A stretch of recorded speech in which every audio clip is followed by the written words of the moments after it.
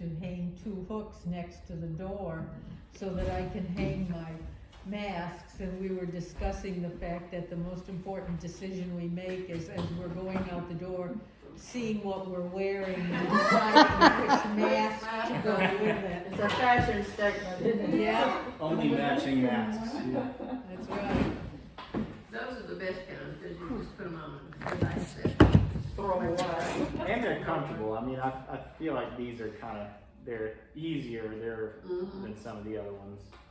So they're not the most stylish option. It's got a little nose thing in the nose. The ones I bought early on at Walgreens do not have that. There's like a wire. I think they've improved them as time has gone on. Have you heard anything from Marcia Smith today? I texted her just a little while ago, and she said that she was feeling pretty fatigued yesterday, feeling better Who is today. it? Marcia Smith. Has COVID. She's positive. Oh, I didn't even know that. Yeah. So she let us know, I guess it was Sunday night. She hadn't been around the parish because her husband's been traveling, so she knew to sort of stay home and do that.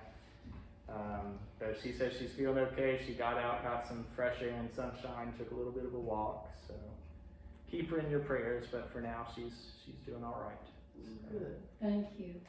Yeah. I'm sorry to have to go through that. Yeah, she told me last night the breathing was really difficult. Yeah, Very she- difficult. She was really tired yesterday. Yeah. It sounds like. I'm glad she's feeling better today. Okay, well, let's get started. Did you already do your round of introductions Mom here? introduced me, yes, I mean, I know these two. Very good. Well, And welcome. I'm Jenny, so you can remember. Yes, that's my mother's name, although she's not a Jennings, so Okay. but I can remember that well. Okay, Nice to have you with us. thank you, thrilled to be here. So, I didn't call because we hadn't had a full house, so. I mean, Right. I wasn't sure she was gonna come, so I hope it's okay. yeah, we're safe, we're good. Okay. So I thought that what we do today is a kind of refresher for myself as much as for you, since we're going to be starting the Gospel of Mark as our kind of centerpiece gospel for the next church year, which starts this upcoming Sunday. Deborah, I think it was you that pointed out last week how mixed up I was, but so we've been in year A, which is Matthew, year B is Mark, and that's what we're going into, and year C is exactly. And John mixed in. And John gets mixed in all the sort of special places. You know, John will show up at Christmas and at Easter, or some places in Lent. So John gets kind of interspersed. So before we do anything else, let's open with prayer, shall we? Yep. The Lord be with you. And also with you. Let us pray. Almighty God, give us grace to cast away the works of darkness and put on the armor of light, now in the time of this mortal life in which your Son Jesus Christ came to visit us in great humility, that in the last day, when he shall come again in his glorious majesty, to judge both the living and the dead, we may rise to the life immortal, through him who lives and reigns with you in the Holy Spirit, one God, now and forever. Amen. It's a nice collect to kick off the church year. Advent has lots of great collects. Every Sunday is just one hit after another. Greatest hits. Recently about Holy Scripture, I Mhm. thought that was Read from Mark and inwardly digest. I thought that was as from good too. I did too. Yeah. No, I'm confused about that. I'll look at prayer book later because we got a lot to talk about today. But I was curious about that myself. Okay, so let's start out by reading our lesson from Mark, and we'll just do it sort of round robin style. Is it, again, I wasn't listening. Mark 13, 47. yep, starting at verse 24. Can I ask one quick question? Please. We did have track A and track B. We don't have that in this one? Right, so track A and track 1 and 2. Track 1 and 2 is only for ordinary time. or the season after Pentecost. So So when it gets to Pentecost, we'll see those two exactly. choices. Yeah. Okay. So that really applies to that sort of long season in the summertime and the fall before we get to Advent. We have these two different options because there's not so much of a theme in that time period, in that season, the way there is for Advent or for Lent. So, okay, Mark 13, 24 to 37. And Caroline, I'll let you start. It doesn't matter where you start and stop or which version you have. But in those days, after that tribulation, the sun will be darkened, and the moon will not give its light, and the stars will be falling from heaven, and the powers in the heavens will be shaken. And then they will see the Son of Man coming in clouds with great power and glory. And then he will send out the angels and gather his elect from the four winds, from the ends of the earth to the ends of heaven. And the fig tree learned its lesson. As soon as its branch becomes tender and puts forth its leaves, you know that summer is near. So also, when you see these things taking place, you know that he is near, at the very gates. Truly I tell you, this generation will not pass away until all these things have taken place. Heaven and earth will pass away, but my words will not pass away.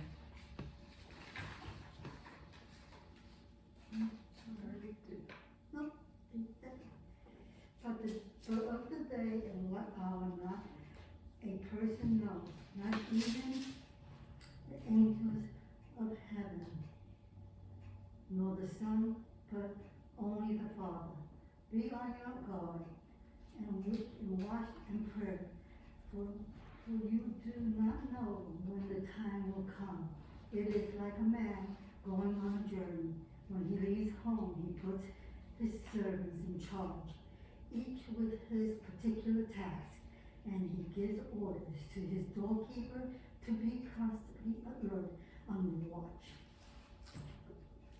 Watch ye therefore, for you know not when the master of the house cometh, at even or midnight, or in the cock crowing, or in the morning, lest coming suddenly you find you sleeping. And when I say unto you, I shall say unto all, watch him. But woe to that man. Oh, that's it. That's it. What was the word that you said after watch? Watch At him. the very end. Maybe I went through them. I think I turned too many pages. I turned 2 pages and 2 thin. Sorry. All right, thank you. Any first reactions to the different versions you're hearing, or just things that stuck out to you about this? Yeah, the version here, the last part that Madeline read, is worded quite differently in the, What's your say? therefore keep awake, for you do not know when the master of the house will come, in the evening, or at midnight, or at cockcrow, or at dawn, or else he may find you asleep when he comes suddenly. And what I say to you, I say to all, keep awake. Keep awake. It's kind of spooky. Yeah. I like that. I like that much better this one. What is that one? Oh, It doesn't matter, but King James. It doesn't sound like King James. Probably like the new King James, if it's sort of modernized. One of the things that sticks out to me just from just generally, is that this is very much in keeping with the theme of the last couple of weeks, right? The lessons have all had that kind of theme of keep awake, be prepared. So it's interesting, even though we sort of mark a transition into a new church year, that transition is sort of blended, right? You get the theme sort of starting in the old year and then continuing in the new year. Is there anything different about the way that Mark is handling that theme that we can tell from this? It's pretty, Assertive about it, isn't it, Malaya? yeah, and also you can visualize it. Mm-hmm. It's very, they will see the Son of Man coming in the clouds with great power and glory. Then he will send out the angels and gather his elect from the four winds, from the ends of the earth. It's dramatic. Yeah, very much so. And then not only do you have the sort of drama of like the apocalyptic, but you get this very concrete image of the fig tree. Mm-hmm. Presumably Jesus is standing there teaching, and there's a fig tree right here, so you can say, look at this tree. And he says, watch, as soon as its branch becomes tender and puts forth its leaves, you know that summer is near. So also, when you see all these things taking place, then you know that the day of the Lord is coming. So yeah, Mark does a nice job of making things, using the imagery to make it concrete and understandable, I think. It's I find it much easier to understand this Yeah. because of the visual. Mm-hmm. Yeah. He's concise. He doesn't go on and on. Mark is a shorter gospel and very quick to get to the point, I think. Right. Yeah. Absolutely. So let's talk about some of our general knowledge of Mark, because that's where I want to go with today, because we'll be dealing with Mark for the rest of this church year. So one thing we already know is that Mark is the shortest gospel, right? What are some other what's some other general knowledge that you have about the Gospel of Mark? Wasn't the first one written? Right. There's a consensus among scholars that Mark is the earliest gospel. The early church tradition thought that Matthew came first. And that's why the order in the Bible is the way it is. We have Matthew, Mark, Luke, and John because when they were first setting up what became the New Testament, their assumption was that Matthew was the earliest gospel, and that what Mark had done was basically edit Matthew down, and then what Luke had done was to expand Matthew a little bit, to add some kind of local color, if you will. And then John is considered separately. So this is one of the things that I brought my board because we were talking last week. A number of us, including myself, are very visual learners.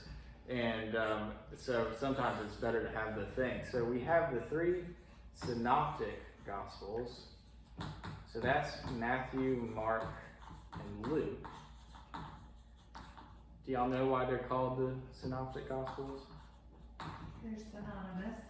Yeah. So She you was a can. religion baby. Oh, good. Excellent. Well, I got to really be on my toes today. Then. You watch out, Dave. Oh, I will. So, with the synoptic gospels, you can put them all side by side in a book like this called a synopsis because they basically follow the same narrative arc. They contain a lot of the same material. Like I said, Luke might sometimes add a little local color or something like that. The famous Christmas story that we all associate with hearing that in church, that comes from Luke, when they go to Bethlehem and all that kind of stuff. So that's a little bit of additional material in Luke that you won't find in Mark. Mark doesn't have a birth narrative for Jesus. In Matthew, it starts with the genealogy of Jesus, so you can sort of see some different themes. But then how does John begin? The word. The word. Yeah. Which we read at Christmas time, but it's not exactly a Christmas story in the way that we get from Luke or even to a certain extent from Matthew. So you can sort of see just in that beginning with the Gospel of John that it's got a different flavor, if you will, and it's got kind of a different goal. There seems to be more theological material in John. Of course, there's a lot of theology in all the other Gospels, but it's all sort of handled through narrative, basically. With John, you know, there will come a stopping point where all of a sudden you'll get a kind of discourse about, you know, well, in the beginning was the Word, that kind of thing. You get this story not about the birth of Jesus, but about the beginning of creation through the Word of God. So Mark is one of the 3 synoptic Gospels that all hang together. What other general things do we know about Mark? Didn't it just end with the resurrection and that's it? It doesn't have anything after. Well, let's look at the end of Mark. I'll be curious what your Bibles have for that. No, I didn't bring a normal Bible. That's okay. You I did. got that one. You want this one too? No, that's So they're okay. on my phone. That's all right. Here's Mark, isn't the one at the end of the book? No, that's a reference book. But that's According okay. to this, there's a shorter ending of Mark and a longer ending of Mark. That's right. Really? There are That's what 2 my different endings. Book says. Okay. So the long ending contains the resurrection scene in Mark. This is not right. But the short one But doesn't. the short ending, how does the short one end, Nancy? It says, and all that had been commanded them, they told briefly to those around Peter. And afterward, Jesus himself sent out through them from east to west the sacred and imperishable proclamation of eternal salvation. But that doesn't contain the resurrection appearance, right? Are you looking at the short ending or the long ending? That was the short ending. That was the short ending. The longer ending says, now after he rose early on the first day of the week, he appeared first to Mary Magdalene, from whom he had cast out 7 demons. She went out and told those who had been with him while they were mourning and weeping. But when they heard that he was alive and had been seen by her, they would not believe it. After this, he appeared in another form to 2 of them as they were walking into the country, and they went back and told the rest, but they did not believe them. Later, he appeared to the 11 themselves as they were sitting at the table, and he upbraided them for their lack of faith and stubbornness, because they had not believed those who saw him after he had risen. And he said to them, go into all the world and proclaim the good news to the whole creation. The one who believes and is baptized will be saved, but the one who does not believe will be condemned.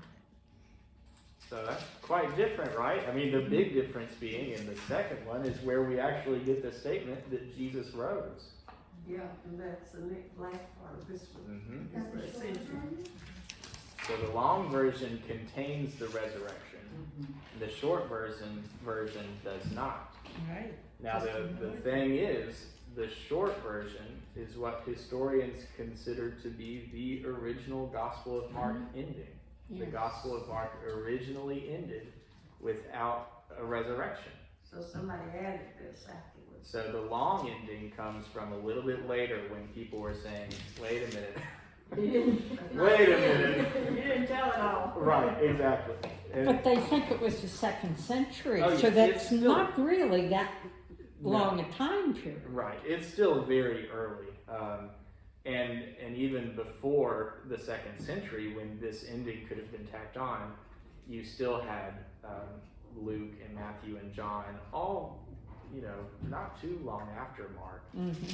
who were saying who had stories about the resurrection appearances, and then Paul, of course, who is earlier than Mark. Generally, what we think is that Paul was earlier. He, of course, talks about a variety of kind of resurrection experiences. But it really is a very interesting ending to the sort of unit of the Gospel of Mark, right? Will and I were talking about this earlier, and we were both saying how we were kind of glad to be putting Matthew behind us for a little while and moving to the Gospel of Mark.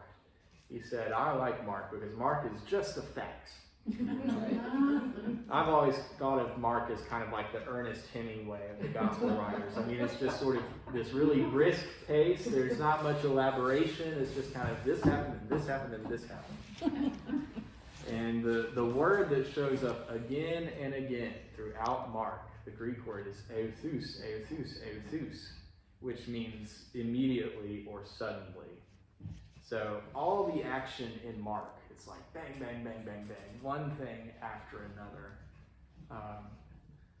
So it's short, but there's a lot packed into it. I mean, it's action-packed. That's a good way of It's like thinking the about Reader's Mark. Digest. Condensed books. Well, and that's why, the early church, that when they were thinking that Mark was the condensed version, if you will, because it was short and action-packed. It was very much like that. Yeah. Are there other general things that we know about Mark? Anything else? Speak up if you know. Yeah, the only other thing I was thinking is that it was written to a Jewish audience like Matthew. Matthew starts with the genealogy because that's what the Jewish audience would want to see, and Luke was written to Gentiles, so Right. it was concise. But do I remember that Mark, because it is written first, that Matthew used Mark's gospel and just elaborated a lot? Is that what? Yeah, that's the general consensus, and we'll go a little bit into detail about that, but I do want to talk about the audience too. Because with all the Gospels, it is important to understand the audience because, think of each of these evangelists, they were writing to a particular audience. They were not sort of sitting down and writing in a vacuum or, they were writing, we think, for a particular community, for a particular reason. Whatever those communities and reasons were, it was going to be different for Mark than from Matthew, than from Luke, than from John. So, for example, one of the things about Mark, and it specifically relates to the passage that we talk about today, when Mark is talking about the end times and sort of predicting what that'll be like, he's probably also thinking about what's already happened for the Jewish people. So Mark comes from about the time when there was an uprising in Jerusalem, and the Roman response, the Romans who are in control, the Roman response is to destroy the temple. So Mark is coming into being in a time where there was this uprising and this violence between the Jewish people and the Roman Empire. So you can sort of understand why there's the fear and trembling and tribulation, if you will, because that's what his community was likely experiencing themselves. Does that make sense? Yeah. Mm-hmm. Well, they didn't know that we'd be reading it 2,000 years later when they wrote it, did they? Yeah. I mean, you think they expected this to be, maybe it is, I don't know, we don't know what they wrote. Paul thought it would. They thought Jesus was coming back soon. Yeah, that's right. I mean, at this time, you got to think that all these writers in the New Testament were thinking that, Jesus is coming and coming soon. This was not thought to be a kind of, I guess it's not really theological to say permanent state of affairs, because we're still watching and waiting, right? But a long-term state of affairs, I guess. Okay, and so then the question about the sources, right? That's the other thing you mentioned. So there's another thing that I'll show you on the board. when we're thinking about the story of Jesus' life, the biography, if you will, our sources are Matthew, Mark, Luke, and John, basically. I mean, there's a handful of other things, but that's really what we have to go on. And we have pretty much decided that John comes a little later. It doesn't quite fit with the Synoptic Gospels. So if you take just the 3 Synoptic Gospels at first, and you're trying to sort out how they came to be what they are, well, you have to decide which one is first. Was it Matthew being edited down into Mark, or was it something else? Well, the Bible has pretty much existed in the form it exists now for, 1800, 1900 years. So scholars have been playing with these questions for a long time. So the consensus opinion as of about 150, 120 years ago is that Mark is the earliest. So I'll draw a little family tree here. So Mark is the earliest gospel that we have. So Mark goes in 2 directions. Or, let's see. Oh, I can't do that. I was trying. Every teacher knows how to read upside down. So we have Mark, who influences both Matthew and Luke. And the thought is that Matthew and Luke, coming perhaps a generation or 15 or 20 years later than Mark, probably had access to a written version of the Gospel of Mark. I mean, these things started out as oral transmission, as storytelling, but eventually it gets written down. I mean, that's why we have the Gospel of Mark as a literary document. So the thought is that Matthew and Luke both had access to a written version of the Gospel of Mark. So that explains why Matthew and Luke share a bunch of stories, a bunch of vocabulary, a bunch of themes in common with the Gospel of Mark, right? The problem is there are some things that Matthew and Luke both have that Mark does not. So there's, if you were thinking of a Venn diagram, there's some overlap between these 2 that Mark is not part of. So how do you explain that? Stories. There's stories, right. So again, word of mouth, kind of oral transmission, storytelling, exactly. A lot of people, I think everyone agrees that there's a good bit of that.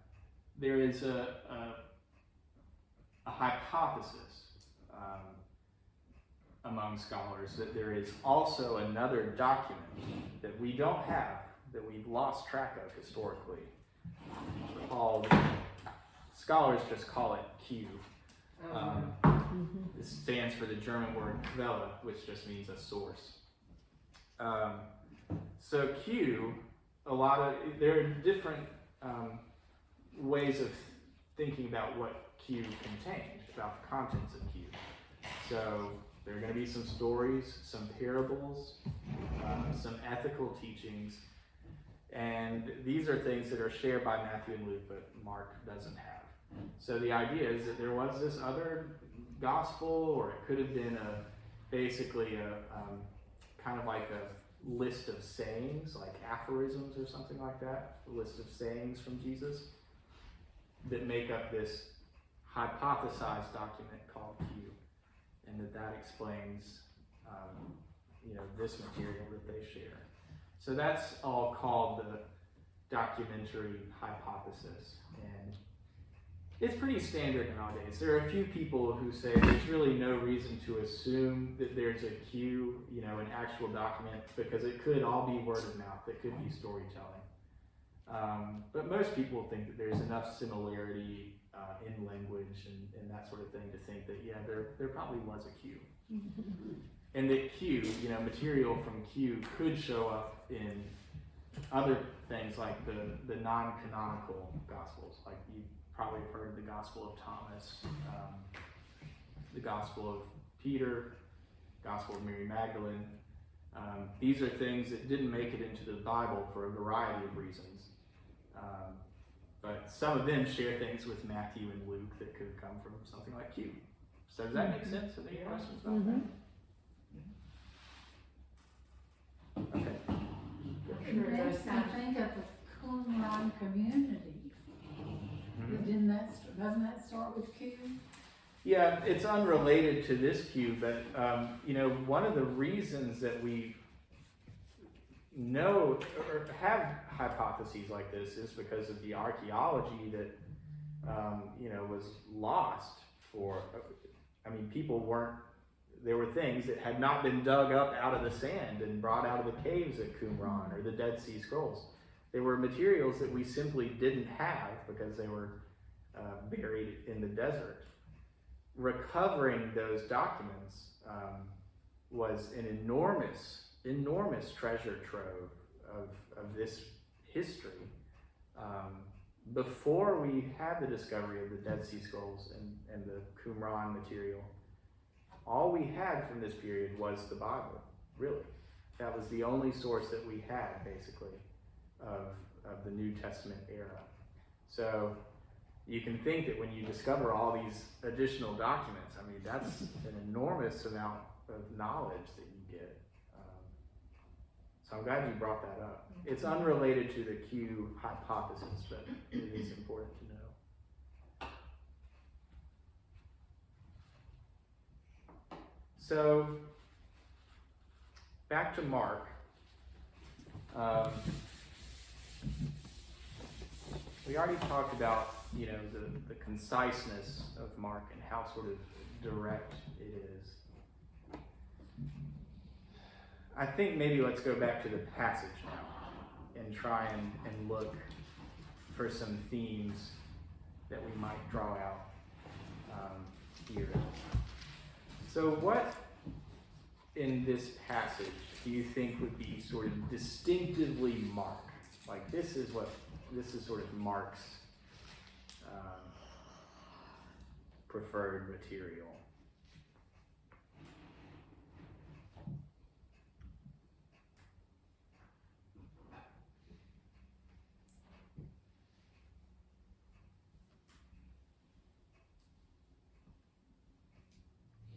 It's pretty close to what we've seen in other Gospels, right?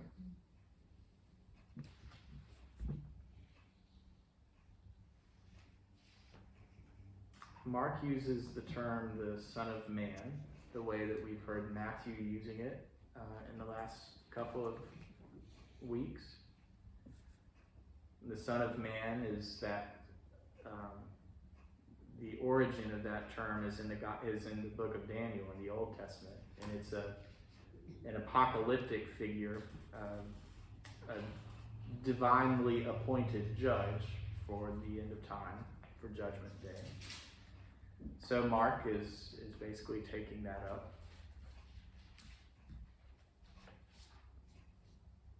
The fig tree seems to come up regularly. Mark has several moments with the fig tree. Yeah. One of the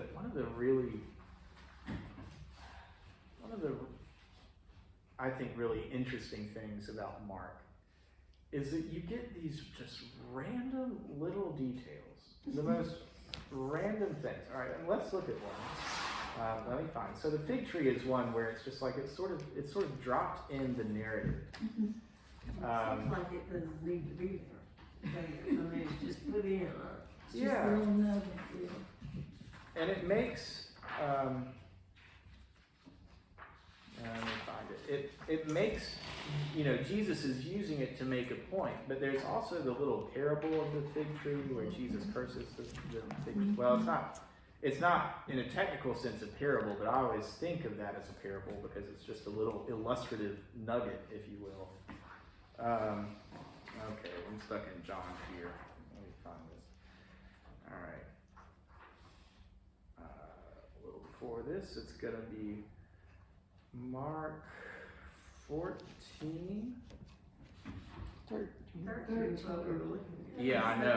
I want to go to another place to look here.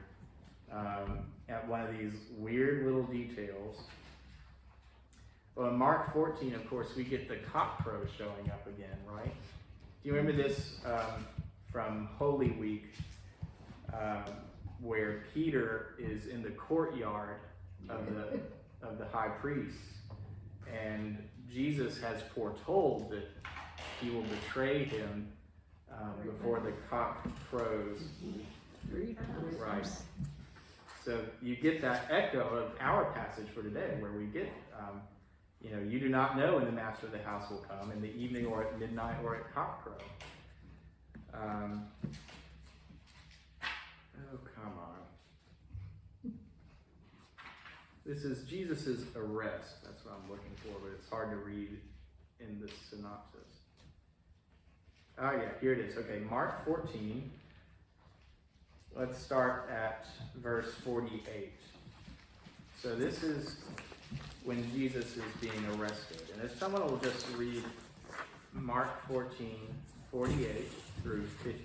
I can do that. Am I leading a rebellion, said Jesus, that you have come out with swords and clubs to capture me?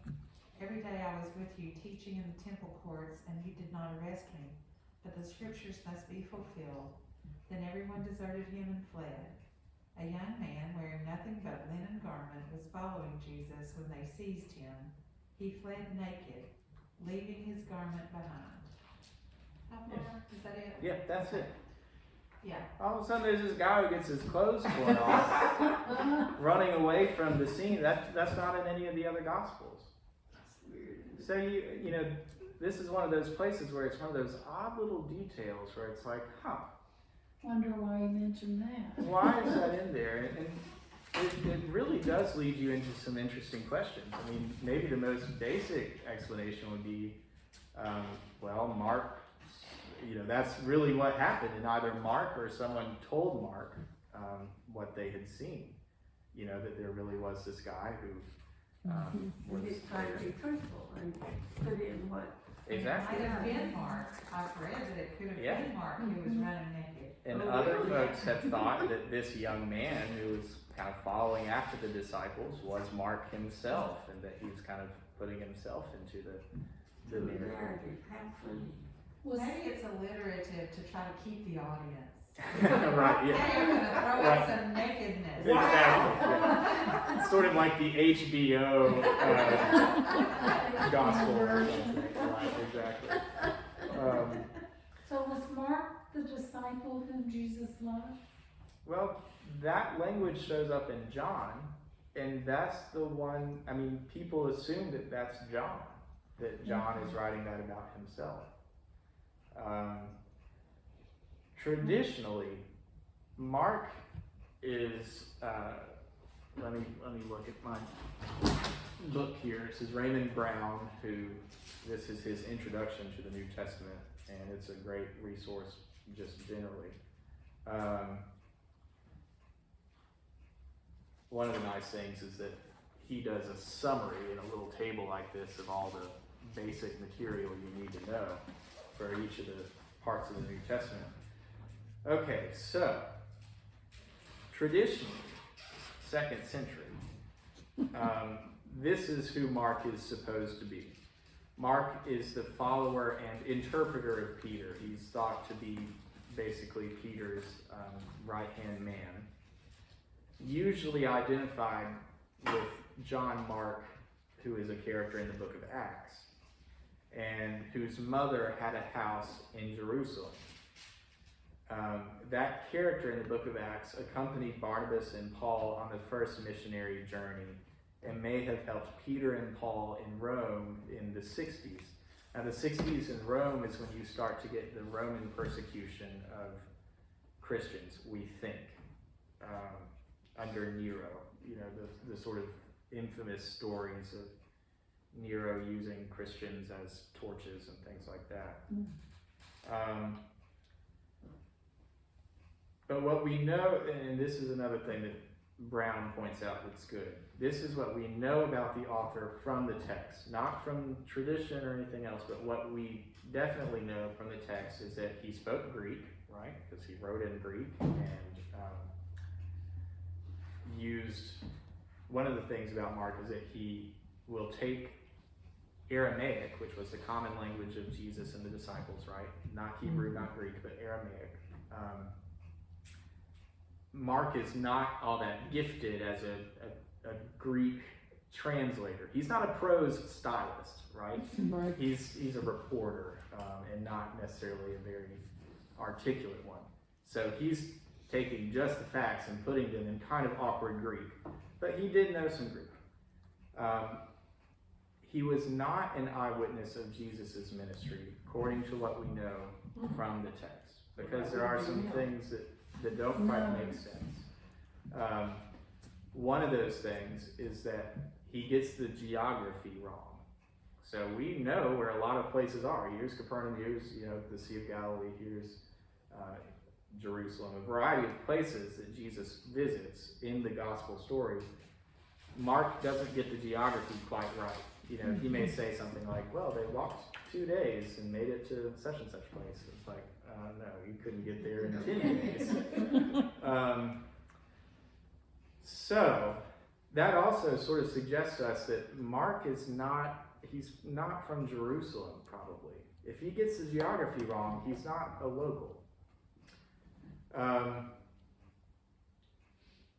Brown says that Mark drew on pre-shaped traditions about Jesus, both the oral storytelling and quite possibly written sources, and addressed himself to a community that seemingly had undergone persecution and failure. So, a society that their temple has been destroyed, that kind of thing.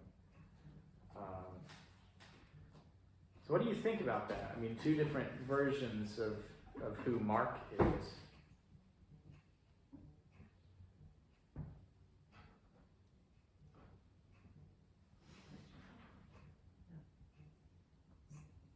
Anything, which one do you find more convincing? I think there's grains of truth in both. Both. And maybe had a poor sense of direction. You just don't know. Some people have. My mother had a terrible sense of Jill direction. Sandston found her way from her office to the Yeah. upside down. Remember, we had to show her how to get out.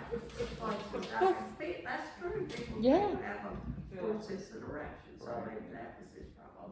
Maybe when he poured it to you. Yeah, that's the thing. I mean, if he may have known the geography, but if he was writing for a Roman audience, there may have been reasons why he was like, well, they don't need to be walking around for 10 days. We're going to shorten this up. I don't know. I mean, it could be any number of things like that. A little poetic justice.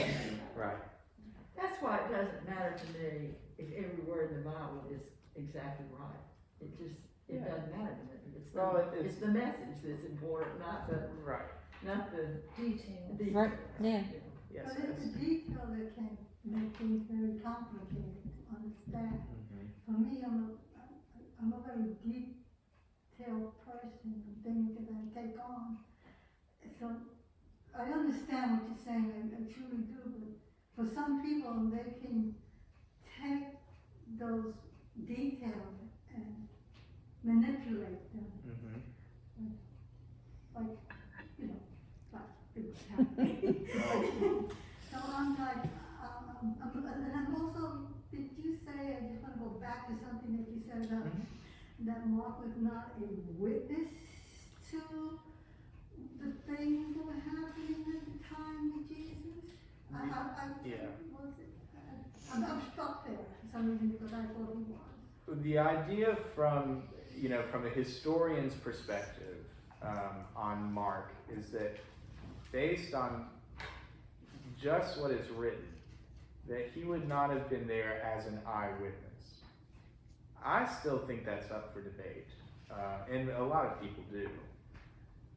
Mark being the earliest, if he himself is not an eyewitness, he's probably, maybe 1 or 2 degrees removed from that, right?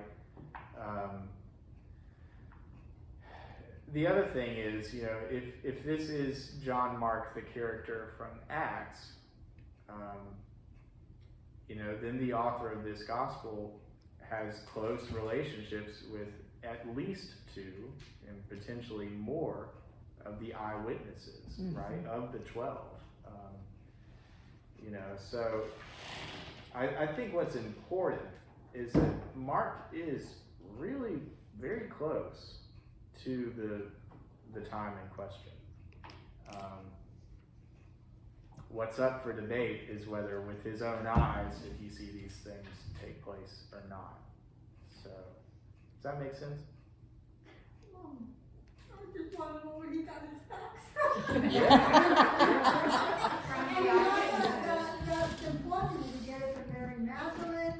Did he get it from, Jesus' mother or his father? Right. Who spent a tremendous amount of time with him as he was growing up and was part of his teaching before him. I just think that's important. Yeah, no, it is. It's very important. What Raymond Brown says, I think is really interesting too, or his way of thinking about this, is that there are the 3 stages of a gospel, basically. The first stage is, what really happened, right? What, the events of Jesus' life as they happened. The second stage would be what he calls the preaching stage or the apostolic stage. So that's where before you had a written document, you still had people like Peter and Paul and Mark and John and Andrew and et cetera, et cetera.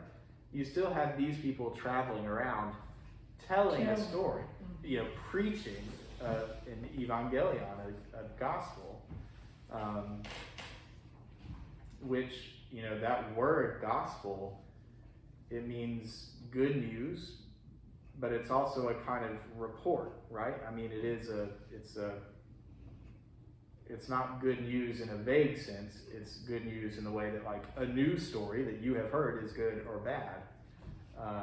So that's the second stage, is that you have this preached, and the apostles are putting that out there in an oral format.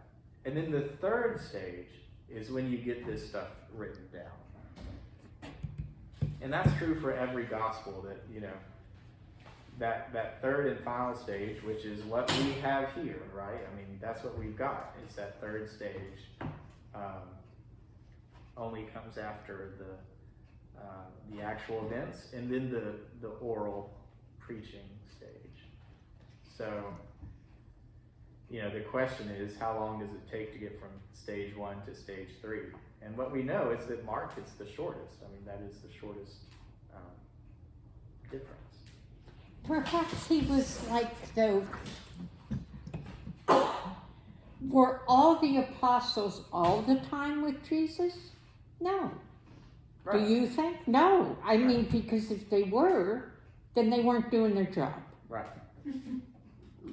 So hang with me, people, ladies, hang with me.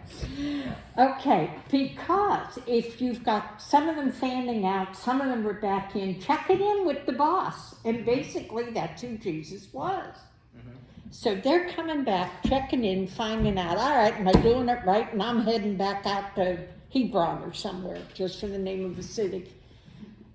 So therefore, perhaps Mark was floating in and out, just like the rest of them. It could be. Yeah, I mean, I think that the best case for one of the Gospels containing an eyewitness account is certainly Mark. I think it's possible. I mean, I think it is. And you're right in that there were sort of several different categories of Jesus's followers. Some who were kind of the inner circle, the disciples, the 12, right? They have certain jobs that they're doing, and that they continue to do, and bring some other people into the inner circle, if you will. They continue to do that right after the death and resurrection. And then there are all the other people around who are not the crowds, right? There's the crowds of people who, we don't know too much about them, but there's also those kind of intermediate groups where, Jesus will send out the 70, right? That kind of thing, where here are some people that are being sent forth, that kind of thing. So there was a lot of exchange. People had different jobs to do in the community. And pretty early on, we figured some of that stuff out. So Sort of trickle down on what they're doing. Yeah. You had something. Well, also in their various roles, wouldn't their stories possibly have been altered to fit certain circumstances? I think. If they were going out to tell the story, but the situation there was whatever, Right.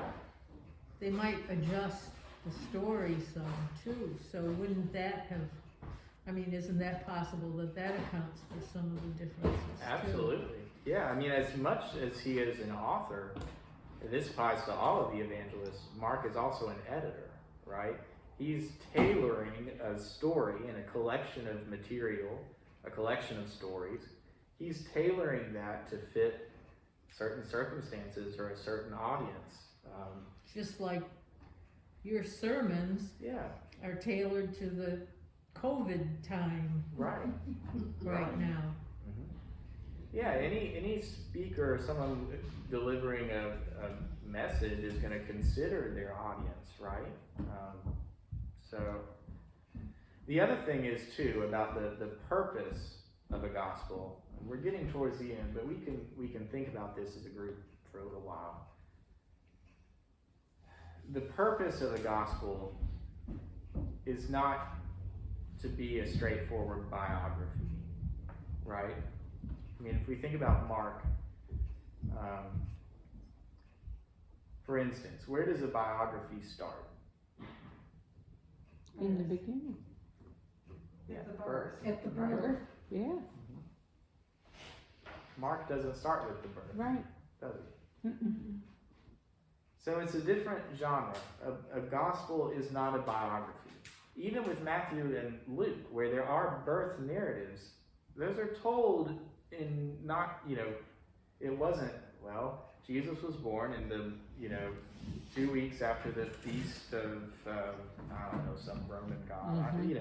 It doesn't start that way. It starts in Matthew with a genealogy going back to the very beginning, and throughout the Old Testament. So that's one way of beginning. Luke, you get the sort of local color narrative. I think Luke comes the closest to our sense of a biography. I mean, it's a little bit, it's probably embellished. It's not like a straightforward 20th century or 21st century scholarly biography, but it gets very close to, here's the story of a life from beginning to end, from birth to death and resurrection in this case. Luke also has the sequel, right? Luke also wrote Acts. So that's a kind of, you can see already that idea is different from the Gospel of Mark. So the purpose of the Gospel is not just to be a biography, but a thing that is preached, that is tailored to a certain community and time and audience. So with the two endings, perhaps the short ending because we feel it was directed to the Jews. And the Jews do not believe in the resurrection. So therefore you wouldn't have the long ending. But when it was added later, there were more Christians. What do you think of that? Yeah, I am.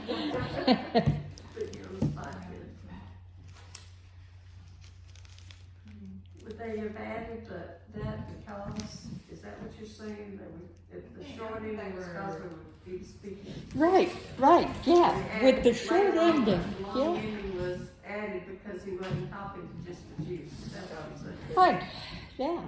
And so therefore, depending, you can look at either ending. Oh, yeah. Yeah. Do you have I have a thought about this, but I don't want to. No, go ahead. I mean, at this time, there was a whole set of Jews who believed in the resurrection. The Pharisees, I mean, that was their kind of, one of their identifying characteristics was that they believed in resurrection from the dead. I think what's likely, this is my pet hypothesis on the Gospel of Mark. Okay. And I'll just be curious what y'all think about this. So I think,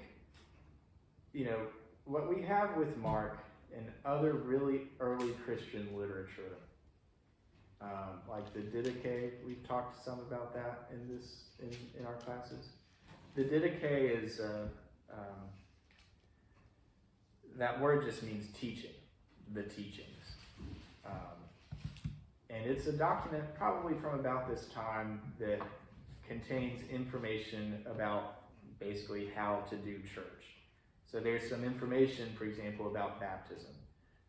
There's information about what we know as the Eucharist, about what you do when you gather and you have a meal with bread and wine. Prayer book. Yeah, it's like a prayer book. There's some instructions about how a community is supposed to, how a church community is supposed to live and work together. And that's very early. So you get some instructions for worship. I think, this is my speculation, that Mark would have been sort of tailor-made for a worship service. It's short, it's not terribly long. You can read the whole Gospel of Mark in about an hour. It doesn't take terribly long. What you could imagine for something, and I'm inspired a little bit by the naked guy in the white cloth at the end here. You could imagine this being part of a kind of baptismal liturgy. Okay. The way people were baptized in the early days is you were naked. And when you weren't, that's when you were being bathed in the water. When you weren't in the water, what did you have? A white cloth. You could it's a little bit like this, okay? If anyone was ever in a sorority, or I was in a fraternity, there are these rituals that we do with certain symbols and signs and things. It's a little bit of that. I mean, that's something that humans do in our religious life as well, right? We have symbols and ritual actions. So you could imagine that this guy in the white linen cloth represents the person who is going to be baptized. And they're sort of enacting this theological point. For example, that, in your baptized life, you will be trying to run away from the love of God, the salvation of God in Jesus Christ. That could be a kind of theological statement that you turn into this ritual, and then it's also put into the story. Does that make sense? Does it sound like symbolism? I mean, this is symbol. Yeah. Wow, yeah, Let me add one more thing. Yeah. On the man with the running away naked okay? They say these details of Mark's passion account serve not only to recall for his readers the way it all happened, unquote, but also to stimulate them to ask themselves how far they would go in staying with Jesus. Right. So would you go to that? Yeah. But I think that's interesting. So one of the other little things, another example might be one we already talked about today with Peter denying Jesus 3 times before the cock crows, right? You could imagine that having a counterpart in the liturgy, right? We actually still do this in the prayer book of 1979 in our baptism.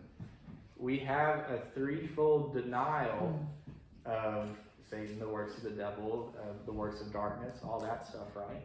So you could sort of imagine that there would be those counterparts in the worship of Mark's community at this time that he kind of symbolizes in his gospel, right? So that gets at the question of, is this true? If it accomplishes the purposes that Mark had in telling it this way, then yes, it's true. It's true. Yeah. And it's important for us to understand that and not just think, not just evaluate it on terms of fact, if you will. Does that make sense? I've done a lot of talking, so for the next couple of minutes, because we got a late start, I want to hear what y'all have to say. Keep that work. You don't want to stay and do this all day? I do. That's what I would would do. much rather do this than give them coffee and not salad. But I think if you really get too deep in the facts, I mean, nothing but the facts, ma'am, as Jack Webb said. If that's all you look at in the Bible and the gospel, you would drive yourself crazy. I think if you just get that analytical, you have to go with the flow and absorb the nuances of the naked man running away, that kind of thing. You can't always say, well, Mark wasn't there, so this doesn't mean anything. I mean, you can't go to that point studying the Bible or any gospel. And we learn so much more when we get to a place like this poor naked fellow. You know, when you get to a point like that, or this little piece about the fig tree, you learn a lot more if you start to ask questions about why is this here? You know, why does he include this? Mm-hmm. Did we ever answer that question, why the fig tree? Why was it there? I don't know. It's a good question, you know. The fig trees were very important back then. I mean, it provided a lot of food and it was abundant. Yeah. And it's got symbolic things too, like the prophet Amos was a fig tender. Yeah, fig farmer. Or Zacchaeus. Well, they say in Zacchaeus. Do they say in English? Do they say a sycamore tree? Yeah. In the Greek, the tree that is a sycamore has the same name as a fig tree. It's the same, and it's not what we know to be either one. But anyway, the fig tree itself could just be a tree that Jesus pointed to, but it also has, literary connections and things.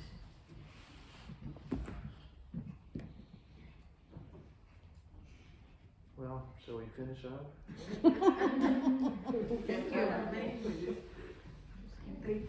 I was in I guess I got more sleep last night than I had last week. Or maybe I had more coffee this morning. Well, let's close. I don't know about that. I mean, but I did think it was important today to do this refresher for the book of Mark, because then we'll keep talking about a lot of these things for the rest of the year. So thank you for listening and contributing. All right, let us pray in the words which Jesus Christ himself has taught us. Our Father, who art in heaven, hallowed be thy name. Thy kingdom come, thy will be done, on earth as it is in heaven. Give us this day our daily bread, and forgive us our trespasses, as we forgive those who trespass against us. And lead us not into temptation, but deliver us from evil. For thine is the kingdom, and the power, and the glory, forever and ever. Amen. And safe travels for Jim. Thank you all. I enjoyed it. Yeah, thanks for being with us. Jenny, what's her first name? Oh, And be careful out there. God bless America. Well, let's see if I can stand up. God, that hip's killing me. Cookies! For the cookie monster! You're getting a leftovers. Thank you, Caroline, thank you. Well, has anyone started on their Christmas decorations back there? Not yet, but I'm getting ready Good. to take a new notice around, To take away? a new flyer around. Oh, All right, let's start getting them up, people, come on. Gotta be ready for this contest now. That's right. There's some big prizes for us anyway. Yeah. Because it's what, 30, 25, 20, or 30, 20, I don't You know. told me I can't